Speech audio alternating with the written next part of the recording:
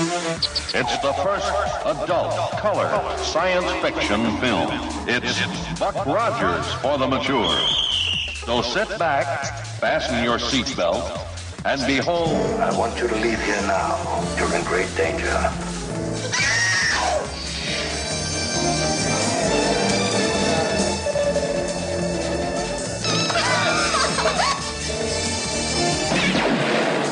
Once you put her on, she's not waking up again. Don't you see he'll get what he wants and then kill her? Switch the manual for firing. Buck, either evade or fire.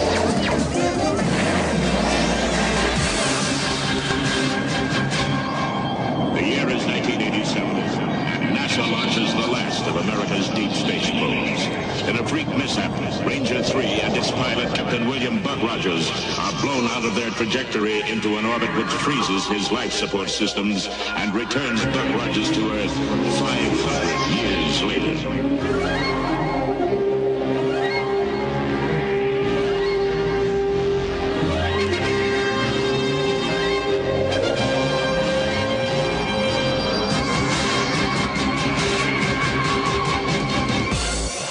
So welcome to Buck Fucking Rogers. I'm Diabolu Frank, and with me is Pekita Trotamundos. So we're going to do Vegas in Space. Originally air date October something or other, 1979. Don't give a shit. What experience, if any, have you ever had with Buck Rogers? I have no experience whatsoever with Buck fucking Rogers at all. That's right. First time I found about Buck Rogers was when you brought in a DVD set. I think you tried to watch like the first episode with me, or you mentioned it to me. That was it. I don't think it reached Mexico. So Yeah. if it did, it wasn't a big deal. Okay. Do you know anything about Flash Gordon? Yes, I saw the movie, for which it's going to be a little comment that I'm going to make about the fifth episode, the one Well, that we watched. to clarify, that's sort of a retcon saying that's the fifth episode. The first quasi 2 episodes, they were actually released theatrically as a movie. And then later they were serialized into 2 episodes of the TV show. Then the third episode, under those terms, was actually the second movie. They did a 2-hour original movie for television that followed the serialization of the theatrical movie. In that way, it's more like the third episode. So This is the first episode that was filmed to be a single episode of this TV show. And I think you can tell that they were trying to claw back some of the budget from those 2 movies because this was a cheap looking show. Was it always meant to be movie and then TV series? There was some ambiguity as far as how they were going to approach it. They were always going to do television. It was always made for television. But the original idea was actually going to be a 10-hour miniseries, like an event miniseries, or maybe to do a series of movies for television. And because of the success of Star Wars, it was fueling all this stuff. And because the pilot was coming out to look so good, they threw some extra money at it and turned it into a theatrical movie. But the intent was always to do a TV show. And because they felt so good about what they had in the theatrical movie, they decided to go to a full season, which caused some complications. From the episode we watched, I don't even know if you know who Wilma Deering is. Do you remember the really pretty girl that's at the very beginning and the very end of the episode? Yes. She just shows up and talks to Buck, and then she leaves.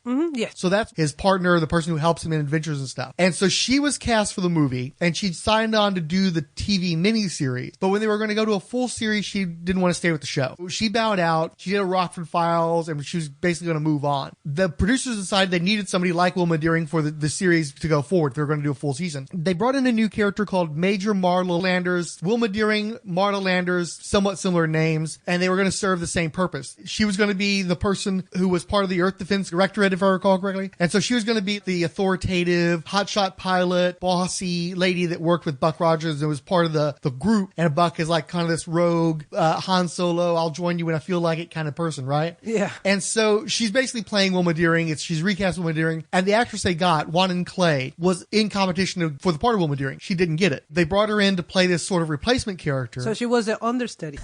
Sort of, kind of, I guess you could say that. The director of NBC at the time was looking over a selection of actresses that they'd sent to him to help pick who would be the new Wilma Deering going forward on the show. And unfortunately, Erin Gray, who played Wilma Deering, was one of the actresses in the selection. And he's like, we got to get this actress. I keep going back to this actress. And they explained to him that she's already was working with us and she left. And he's like, well, you need to get her back. So not only did Juanin Clay lose out for the role of Wilma Deering, but then she was so underwhelming in this new role that they went out of their way to get the original Wilma Deering back to replace her. So it's like, it's not one of those deals where where it's like, I almost got the part. I just, I had a bad day, or Aaron Gray just kind of blew me away, but I could come back strong. And it's like, no, she gets the part. She's the replacement. And then they go out of their way to say, nah, never mind, and kick her to the fucking curb. That's got to be fucking rough. Yes. This was sort of a weird one because this is the first true TV episode, and it's really small compared to the 2 episodes we've seen prior. I mean, it mostly takes place in one room at a casino and a few other rooms besides, and it just feels like really small. And for this to be the first one you've seen, I think it's going to skew your perspective of the show. I think so, because I thought it was a very low budget. For 79, it's still decent. I don't think Star Wars had a lot of budget, but it was more like it took a lot of time. It was a movie that was relatively low budget. I think it was in the neighborhood of like 10 to 15 million, which but they back made then was a lot of effort to that movie. Exactly. And the budget did balloon on that movie. It ended up costing more than it was supposed to cost. Film studio, if I recall, was pretty pissed off about that until they got the returns on the so thing. This one, it looks like they didn't have enough budget to play with, and they didn't make too much effort to be that fantastic. A bottle episode is when they used up the budget elsewhere on a season, right? Or they're saving money for the big season finale or what have you. They write an episode specifically to have as few characters as possible, as few locations as possible. I think the stereotypical bottle episode is everything takes place in like 1 or 2 rooms with just one or like a handful of characters. Wait, one example of that is Game of Thrones. When did they do a bottle episode on that? Before the end battle of the final season, they spent a lot of time just them talking on the table. Or you're talking about like in the last season where everybody's hanging out and just like, yakking? They know like when the White Walkers came and stuff? Yeah, the White Walker and everything it was going to cost. And I mean, I watched the documentary about making the last season. It was ridiculous the amount of effort and money they spent on that bottle. Final season of Game of Thrones, it took several episodes and people were like, come on already, it's the last season. It's fucking taking forever. Yeah, and of course, one of the best episodes of the season, probably the best episode, is when they're hanging out talking at a table. Exactly. I mean, and that's one of the things. Like, you don't have to be this fantastic special effects with money to actually make it. Because to me, those episodes that they make too much effort, like the bottle, the walkers, it was seriously kind of It weighs on you, yeah. Yeah, it was kind of like, okay, well, it's fine, but it's not telling me anything. With Game of Thrones, you can do a bottle episode and have it work because you've spent so many years developing these characters and the relationship. And for a lot of people like yourself, that's what you're showing up for. You're more excited for that than you are for the actual battles. Exactly. But on a show like Buck Rogers, where they front-loaded the cost so much in the first episodes, and you haven't fully developed the characters yet, and in this instance, you've got a whole new character that's supposed to replace a character that people have already kind of started to bond with, it's sort of frustrating, I think. Okay, so let me ask you this, because I think I got a little confused. The girl in the episode that we watched,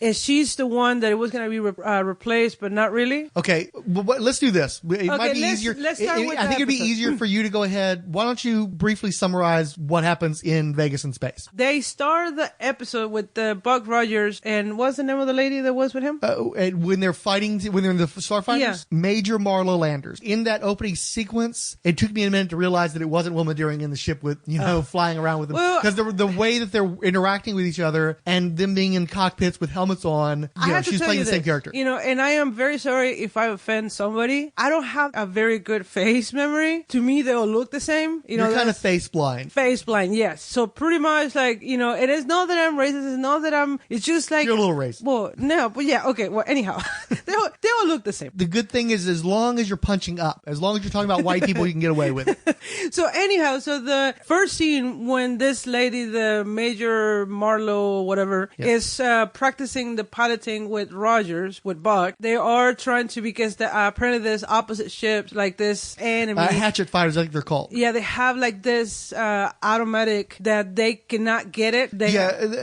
One of the premises of the show is that mankind has advanced to the point where they've lost their basic instincts and they're overly reliant on technology. Oh, that makes sense. Yeah. And so they're not willing to go like by their own triggers. They're waiting on the computers to do the shooting for them. And these hatchet fighters prevent them from locking on, and ships are getting lost, in record numbers because of that. That's like a vision to the future. That's how we are right now. Well, a lot of the people, that's how they are right now. They just depend on technology for everything. Anyhow, so they're trying to fight, and then she's like, well, but I need to find this, autopilot and blah, blah. And Rogers is like, no, you're supposed to do it like, manual. And she's like, no, we cannot do that. So they start arguing, cut scenes. And then the next scene, they have this lady going into this room, for which I thought it was the same lady. Yeah. For which it took me. They're playing the same character, essentially. Like, it took me, for me to just try, okay, let's see what the actual conversation is. And it didn't took me until, okay, so then this lady, there is this received this phone call from, I guess, her boss from this major corporation. Okay. So yeah, we're really far out. I forgot. There's this Felina prelude sequence,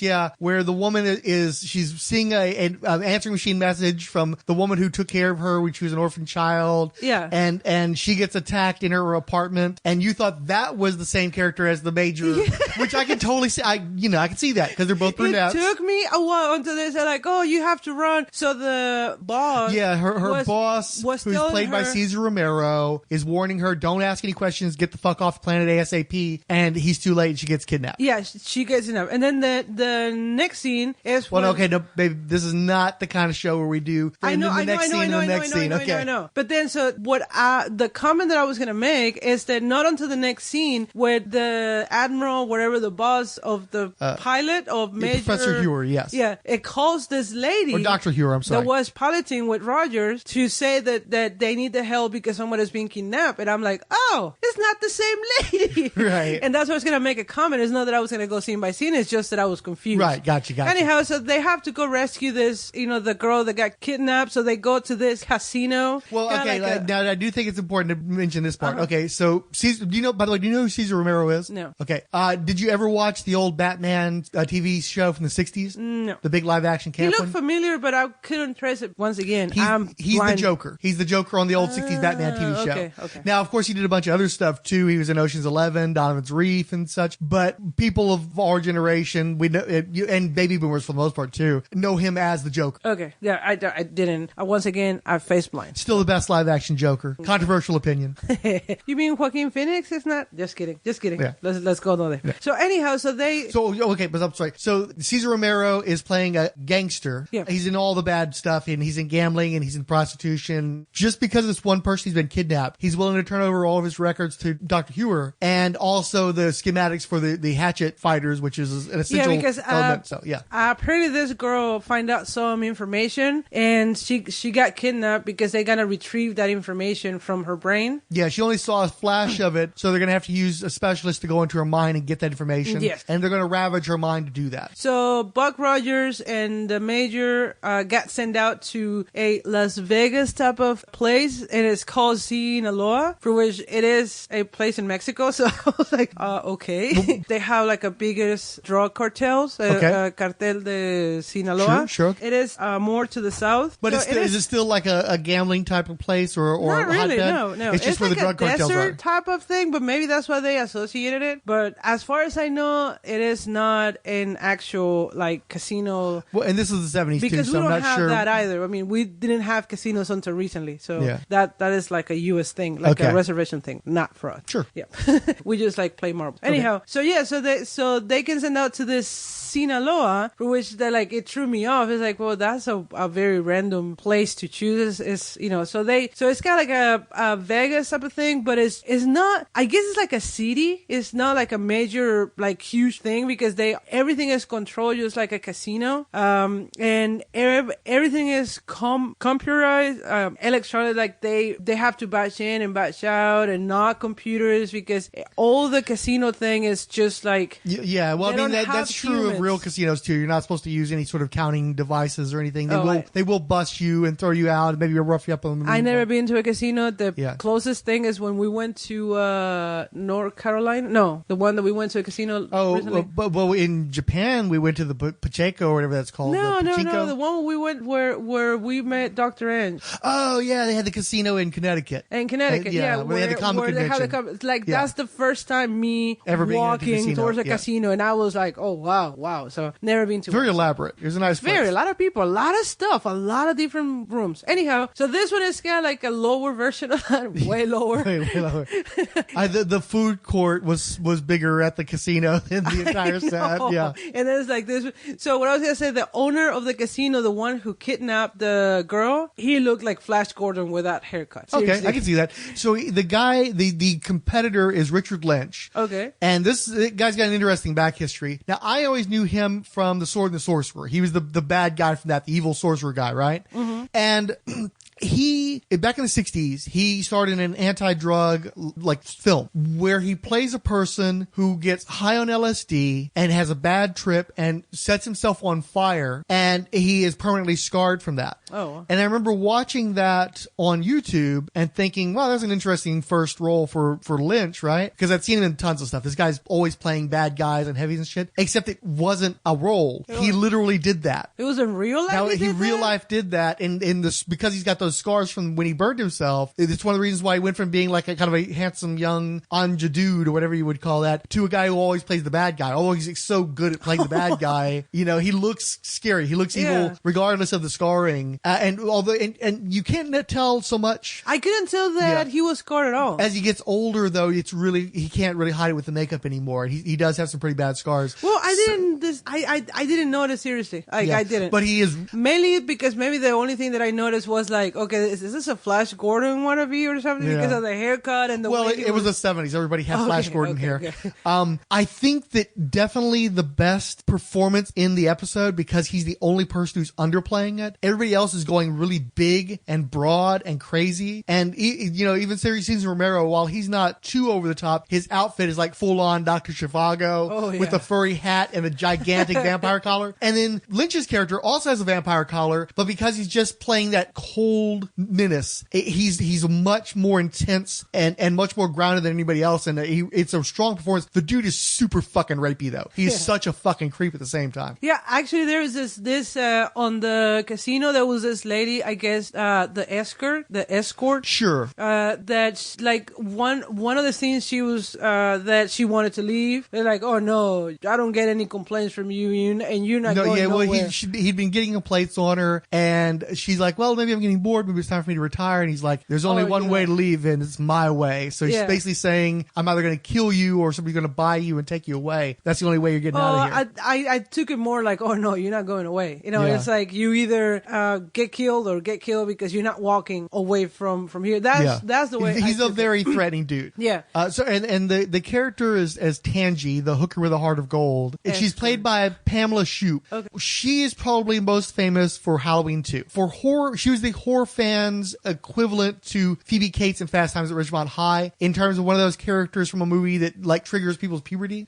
Because I don't know if you remember Halloween 2, but she plays the nurse that has sex with a guy in a hot tub. What a hot tub's doing in a hospital. Yeah. I don't remember that scene at all. So she goes topless, and she's definitely gifted in that department. And while she's topless, Michael Myers shoves her head into the hot tub, which at this point he's cranked up to max, roasts her, in this thing, like where her skin's falling off. She's boiled alive in this thing while still topless. So it's a somewhat infamous moment of sex and violence being tied together, which was the problem that was noted throughout the period of the slasher movies, right? So so she's the one who plays the hook. Okay, so when Buck Rogers and... By the way, what did you think of her outfit? Did you get a good look at it? It was pretty typical, though. It was all mirrored with the open sides, like nude on the sides. I didn't get too much. Well, I'll have to say this now that we actually talking about outfit. For some reason, I like the outfits of Buck Rogers. The You uniform. like the vest and the big collar and everything? Like the white. Oh, yeah. With like the little rainbows like on the side. And it was like not fabric, but it was kind of like a shiny fabric, but it's still like a stick into your body.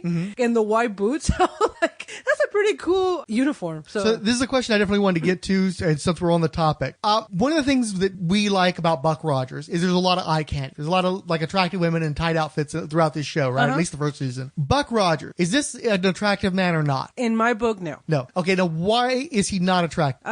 Okay, so to me, and you know this, I like more, effete, feminine, pretty boys. Artsy, pretty boys, he's too macho, too like bulky, too like wanna be, I'm the macho here. And although he wants to play, it's like there's a difference between, like you mentioned that he wants to play some kind of like a Han Solo type of thing, but Han Solo was like handsome. He was more roguish. He was more rogue. He was more like, I don't have to try. This is just how I am, and I'm pretty, so I can get anything. This guy seems like he was trying too hard to be the Han Solo, and to me, I don't see him attractive at all. And so you're looking at the white outfit. Is he thick like Thanos, or is he kind of chubby? Which is it? Like Thanos from the Marvel movies? There is a thirst for Thanos. It was interesting because I think it was the same year Black Panther came out, and the thirst was real for M'Baku. The ladies like that big, like heavy guy, like he's kind of thick. He's not fat, but he's like bulky. You're supposed to be looking at Killmonger or Black Panther, and instead all the girls were kind of into M'Baku. And then the same thing with Infinity War. This is a CGI character, but there was a large number of women on the social medias who were like, Thanos is thick and I'm into it. You know, he's just like this big, thick dude. So do you think, is Buck Rogers thick in a Thanos-y kind of way? No, or not even close. Or is he kind of chubby? I think he's on the chubby side. Yeah. He's not, he has this weird, because I know that based on the uniform, he tried to make it like close to the skin, and maybe they put like some plastic to show his six pack or something. But I don't believe that this guy has a six pack. Yeah. And again, back to the white uniform. At any point, did you get a good look at Buck's cock? No, I did not. Okay. Huh? Because I mean, there were a couple. You were kind of we were maybe eating because dinner, I wasn't too and I much. don't think you were watching scenes, but you can get a pretty decent look at his package. And I was wondering if Buck's Fuck Meat made an appearance in such a way that you could check it out. No, maybe because I wasn't into him at all. Like I really. So you weren't didn't. really looking for it So anyway? he was like a very not even as a curiosity kind of thing, like maybe morbid curiosity is what he's got down there. No, I Yeah. feel bad about that. Were there any guys in this show that you had any appeal? Because I've heard he was kind of old. All the dudes were kind of old, right? You know what? Who I thought he was kind of okay, good looking. The one sitting like the commander, like the ones who order them to go and Dr. Hewer? Yeah. Yeah, I can see that. I don't know why. I mean, he was the only one that I was like, he's not bad looking, you know, because the first scene with Buck Rogers is like, yeah, you know, and the old guys or the Flash Gordon with that hair, that was like disgusting. I did not look at his cock, at his bulk, at his, you know. Bulk Rogers, yeah. So I did not look at him. I don't know why. Maybe because I wasn't, because you told me that we were going to record. I was trying to pay attention to the story and not to my needs. But because I just didn't find him attractive at all, and I didn't find him attractive as a like physical or his character, his personality, yeah, or his personality. Like seriously, it was like no, you're too fake. I'll tell you though, I was a bit impressed on his karate moves. But the Buck Fu? Yes, I was like, okay, you know, this guy can actually move, and it's not that he did it perfect or anything, but at least he tried. Yeah. You have so many other actors are like, it's like they don't even try. They just, or you got obvious stand-ins. You can tell he was really doing the kicking to the degree he was capable. Yeah. You know, you have like cut and then bring like an actual kung fu guy or something, and then do all the movements, and then it's like, you know, it make the fun. Like he actually was doing it. I'm like, oh, kudos for that. You know, it's like it looks funny and it looks kind of weird, but at least I'm giving him credit for that. You know, the back kick and everything. I'm like, oh wow, okay. So I thought that was pretty cool. But no, I don't find him handsome. I don't find him interesting, and the uniform didn't fit him either. Okay. Although the girls' uniform that looks pretty good. Yeah. But they were pretty girls, so and they all look the same anyway. Yeah. Typical prettiness. Yeah. So back to the story though. What's going on? Okay, so they are finally in the casino, and one of the things that I love inside is that as soon as they enter, they scan all the people to make sure that they don't have computers and everything. But Buck Rogers and this other, the Major, they go inside. Apparently they sneak in some. They went through like a metal detector kind of thing, basically. Yeah, so they go inside with like. But it's funny. They're supposedly undercover, but they're both wearing their Earth Defense Directorate uniforms. Yeah, I know. Even though Buck technically isn't even part of that group, and it's like you guys maybe wanted to get in there undercover before you make it through the metal detectors. You know, you probably want to be in character before that point. I'm pretty sure the camera's already trained on you by this point. Yeah, so maybe don't even show up together. You know, so they go, and then they were able to pass all this, like, you know,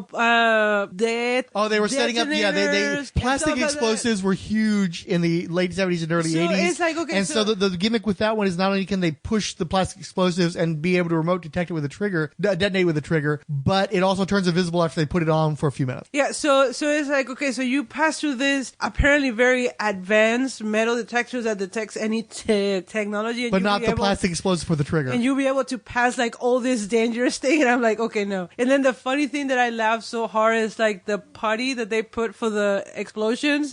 It looks like somebody was putting like a boogers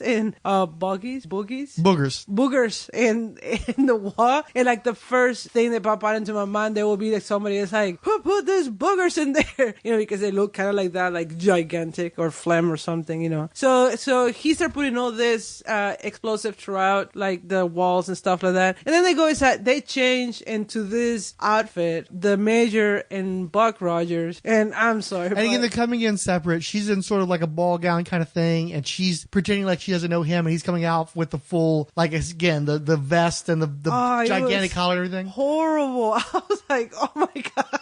It was like the outfit of Buck Rogers was like ridiculously funny and ridiculous. Well, the 70s are sort of an infamous period for fashion, and they took it into the 25th century version of 70s fashion. Yeah. And I'd certainly rock that. I'd certainly go for that, but I don't think you'd appreciate it. No, thank you very much. I can do away with the boots. That's it.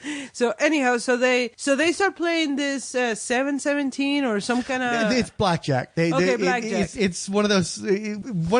I like talking about how this is such a dad show. This is like the sci-fi show for your dad. And there's nothing more dad than being the master of blackjack. Like, that's the thing that gives him an advantage over everybody else. Everybody's so stupid that they can't figure out what sets of numbers add up to 21. And so he's like the master of blackjack. And any fucking asshole can play blackjack. I can play blackjack and I can't do jack shit. The only other poker game I know is 52 pickup. That's how fucking pathetic I am. But I can play fucking blackjack. And only a dad would walk around swaggering about his fucking master blackjack skills. And only a show like this would make playing blackjack like such a key element, it takes some sort of a mastermind. But again, everybody in the 25th century has a soft brain. And so even a completely adequate person like Buck Rogers can seem like a mastermind comparatively. And that's one of the things that he said, because he started playing blackjack and he kept winning and winning and winning. And then he must be cheating because he can count to 21. Yeah. So this escort goes with Buck Rogers to start being like, oh yeah, escort, And so there's him playing blackjack and winning and winning and winning. And the Major actually, she's in the same table and she's like, how are you doing? You're cheating. So apparently they are like doing this routine where they're supposed to be like not knowing each other. So she's like, you are cheating. No, I'm not. And they go into this argument. So she stands up. Yeah. The Marla character, the Major Marla, is basically trying to, I don't know what it's a script problem. If you're trying to spy, you probably don't want to attract a bunch of attention to yourself. But again, part of the plan is you're supposed to try to get some of the bad guys' forces going after Buck so they can subdue them and question them and get their way to the kidnapped victim. Yeah. But in the process of that, she basically gets on the bad guy, Richard Lynch's radar, and he decides to go full-on sexual harasser with her. Yeah, but here's the funny thing, too, though, is that I'm watching the scene where Buck Rogers is winning and winning, and the Major is, like, complaining or having an argument with Buck Rogers about he's winning too much. I didn't know she was the Major. Again, right. You just thought she was a random bitch in the casino floor. Remember that I asked you? I'm yeah. Oh, wait, is that her? Once again, so I'm confused because it's like, okay, so this lady is actually a lady from the casino. Right. You've forgotten about the whole ruse. Totally. I did have no, and then she's complaining with the bad guy, and I still don't know who that person is until later on, until the scene when Buck Rogers goes to her hotel. Yeah, basically when they start talking, she gets back into her directorate uniform. Yeah. Is that her? Fuck, that makes more sense now. So I'm, this is the thing, is like I'm confused because this girl looks the same. So long story short, besides all the rapey shit that the dude, now I'll go ahead because I don't want to associate an actor with that attitude, but Veloci is the character's name, Morgan Veloci. They managed to get the drop on him, trap him in their hotel room by shooting the control consoles. They get his master key and they use that to get to the kidnapped victim and rescue her. The Major kind of disappears. I guess she goes off to get the ship going and to take the prostitute gal with her. And so it's up to Buck to get the kidnapped victim through the barricade. So of course she's detonating the explosive and Buck fooing his way to him. And the gal actually helps, which was nice. She gave that guy a really good rifle butt, I thought. And the people, by the way, are total like stormtroopers. If anything, they might have influenced the visitors from V, because the visitors are also basically stormtroopers, but they're a little bit more Nazi-ish. And these guys are like a a transitional point from full-on stormtroopers to the V guys. But she rifle busts this one dude, and it looked pretty realistic. I think she might have like gotten carried away or something. And then they make their way to the ship. They fly the ship, a battle with the hatchet fighters, and they're like, oh my god, the hatchet fighters are coming. And Buck basically forces the Major, since they can't switch positions fast enough, to use her trigger finger instead of the computer, and she successfully blows up the hatchet fighters and gets everybody back to Earth, proving that Buck was right the whole time, that the intuition and reflexes of the pilots are enough to take out this force that's been stymieing the Directorate. Yeah. And then they finally got him back into the base, and then they with the rescue girl, and it turns out that the guy who paid Cesar Romero. Oh, and before I forget, the robot that deals the cards in the D21 is voiced by the same guy who did Batman's voice on the Super Friends cartoon. Oh, wow. So this show has a reunion of Batman and the Joker, sort of, kind of. They're never in a scene together, though. Yeah. So they go into the base, and then Cesar Romero lives up to the bargain. He gives away the information he needed in order to save the girl. Yeah, and then she's like, so why are you doing this? There's like a lot of employees. Why are you doing this for one so-called innocent employee? Yeah, and it turns out that Chicken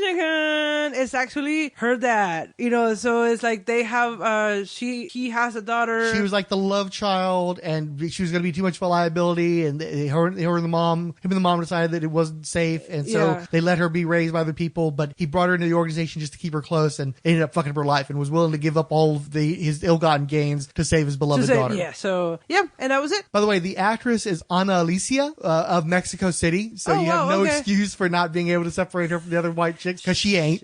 She was also randomly in Halloween 2. She played Janet. I don't remember the character, though. I like Halloween 2, but I don't remember that character. But so it's weird that they both ended up on Halloween 2. So what were your thoughts on the Major Marla Landers character? Because you were in a unique position. You're not going to be directly comparing her to Uma Deering like most of us are. How did you feel about that character within the context of this episode? Okay, so here's one of the things. I think she was good. I like the fact that she is the one who gets summoned to the Major Commander to get sent out. It's her, not Buck. It's her. She's the one giving orders to Buck, saying like, "Oh, we need to do this," and kind of she's the control part of it. For which me being a woman, I believe like that. This episode, they had like a mixture of like trying to be very progressive in terms of women's right and women's being strong and smart and control and very intelligent, high on technology too. But also at the end, it's like the man saves them. Wah, wah. It's like Buck Rogers. It's like, I cannot pilot and shoot. You have to do it. It's worth noting though,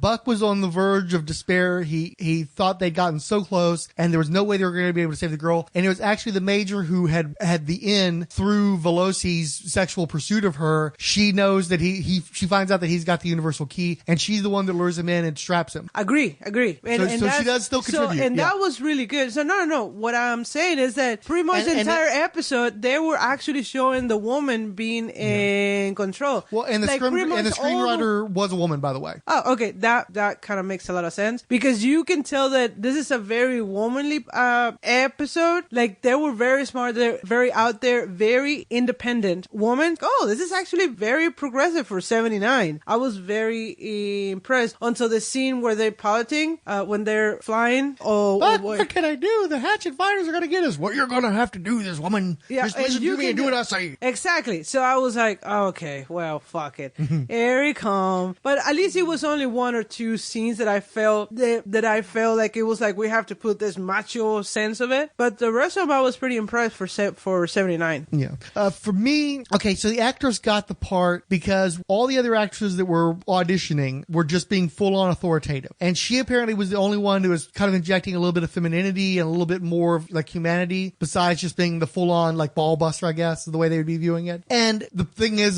of course, the actress who played Wilma Deering did that and then extra. She was stronger at doing the same kind of thing that won people over for Juanin Clay. Well, I wasn't into, she was fine for one episode, but I would not have wanted to see her carry on because she felt like the brassy secretary or the sassy truck stop waitress, but she didn't sound like she was future Major, One of the things I really like about Erin Gray what do you mean? You didn't sound like you take you said like you like Dr. Hewer, right? The doctor guy, just like giving them orders. How he's kind of got those highfalutin tones. He's kind of got that sort of British aristocrat kind of air about him and stuff. Yeah. Like a sophisticated or an part of the intelligentsia. And Erin Gray is really good about that too, where she speaks in a manner that seems like she's like cultured or kind of like because obviously she's military, so she's someone who can get into action, but she still sounds like somebody who's like from a higher position, like a higher place. And Juanin Clay, she sounds like a regular chick. She sounds like somebody from our times, and she doesn't sound like somebody who'd be in that kind of position. She sounds like the secretary or something. She's just got that kind of tone where I don't get the sense, she doesn't feel like she's like a cool future chick. She feels like she's like a regular chick from around here. She feels like she'd be a contemporary Buck Rogers rather than somebody who's like isolated from him because of that distance in cultures and stuff. Yeah, I didn't feel that, but that's Well, there's an interesting thing. I read that book on Buck Rogers where they interview people involved, and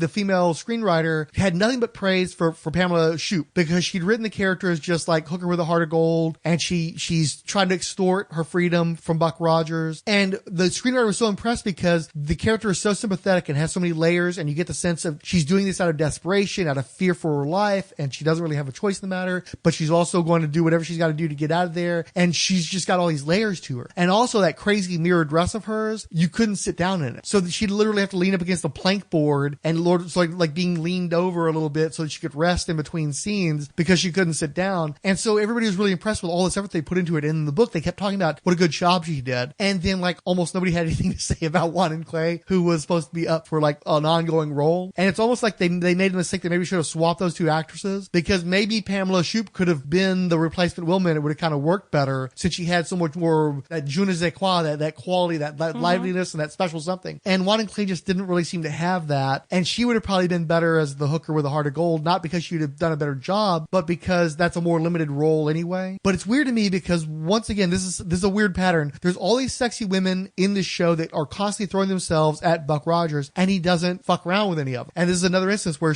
in this case, it sort of makes sense because he's on a mission, and she's trying to get him to use his $9,000 some odd dollars of winnings from blackjack to buy her freedom, and he refuses. And on the one hand, some chick in the bar tries to get you to buy her freedom. It seems like kind of a scam, and I totally get why Buck wouldn't fall for that. But at the same time, he only saves her basically because she's going to extort out of him, like she's going to call in the Marines or whatever on him. And he's like, fine, fuck it, we're already going to escape anyway. You can go ahead and come with us. He doesn't give her the $9,000 when they get back to Earth. So she's a prostitute with wearing the clothes that she left the planet on with, and left her own devices on a world that has a literal like fucking actually at the end of the episode, that lady that showed up said, "Oh, and she is in your apartment," and he's made kind of like the comment is like, "Oh, okay, that's not what I wanted, but okay." So, but he still kept the money. Yeah, and so, kept the hooker at his apartment. Yeah, so it's a little fucked up. Like, what's going on with Buck Rogers on this shit? Yeah. This guy's the hero. The one other thing too we got to bring up is the guy who was supposed to mind fuck the chick to get the information out of her was played by Joseph Wiseman. This is the guy who played Dr. No in the first James Bond movie, and he also played Draco in the first Buck Rogers movie. There's been some theorizing about why he wouldn't come back. One of the reasons I would think is that even in '79, Yellowface is problematic.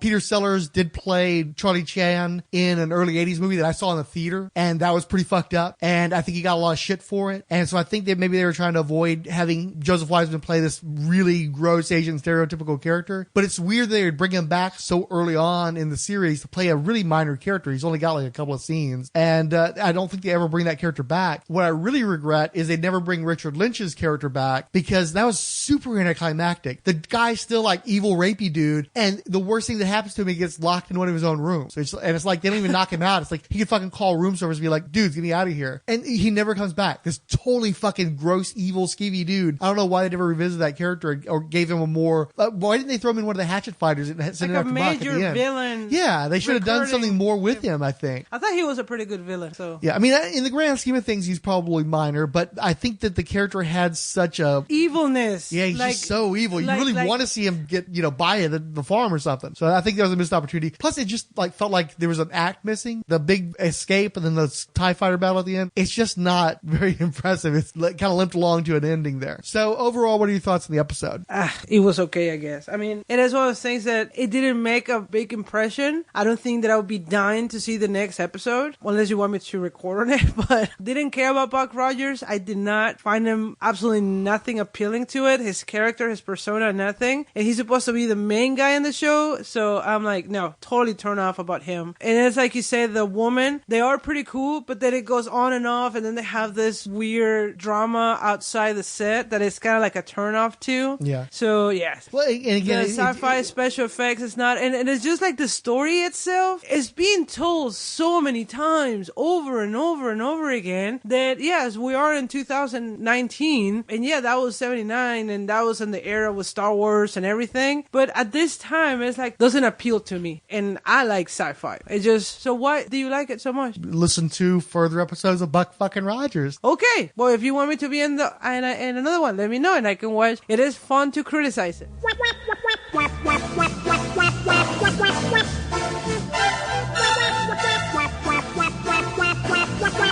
And finally, the Earth Defense Directory, 108th Sage, Anime Freaks, Anime Nostalgia, The Autumnal Sphinx Magoo, Fake Man Says, Bernie 2020, Bob Buster, Chris and Bad Books for Beginners, Chris Thompson, Collected Edition, Daniel French for Sponius Sound Design, who sent us 2 gifts, one of That Is Good Stuff from Prodigal Sons, Dr. Martin Whitley, and Gladiators Are You Not Entertained, Dave's Comics Heroes blog, Debate, Derek William Crabb, Doki Doki Hispanic, El Romero, Gene Hendricks, Gregory Litchfield, The Hammer Strikes, Random Geeky Stuff, Helen Muth Brickesack, History of Comics on Film, Iowa's Joe Crawford, Jeffrey Brown, Just in Time with J&T Baggers, Keith G. Baker, Liz Ann Oswald, Luke Giaconetti, who notes that November is War Comics Month, Mark Woodland, Mike Rockatansky, Mike Siebert Radio Podcast, Odell Ebner Dracula, Paul Matthew Carr, Professor Frenzy, The Randomitable, Randy Caldwell, Resurrections, and Adam Warlock and Thanos Podcast, Richard Field, Richard G., Ryan Daly, Saturday Comics, Scott Rowland, Slangward Scott, Stimbot 5000, Tim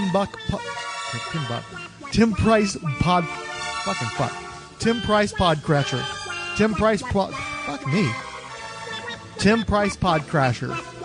And Withered Ian. Stimbot 5000 also noted was within a few feet of him only a few days ago. Speaking of Gil Gerard, Mark Hopper met him. Did he touch you, Yarks? This is on my listen list for my commute home later. Hopper also noted, looked like he was getting a bit creepy with Emily Booth. Next month on Buck Fucking Rogers, the plot to kill a city.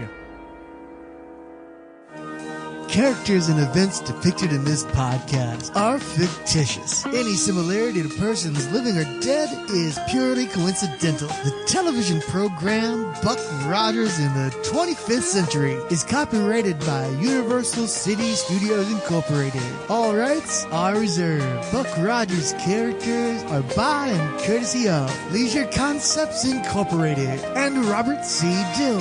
Produced in association with Glenn A. Larson Productions and Bruce Lansbury Productions Limited and Universal, an MCA company. Buck Fucking Get Down Rogers is a fan production. All copyrighted materials under fair use with no infringement intended.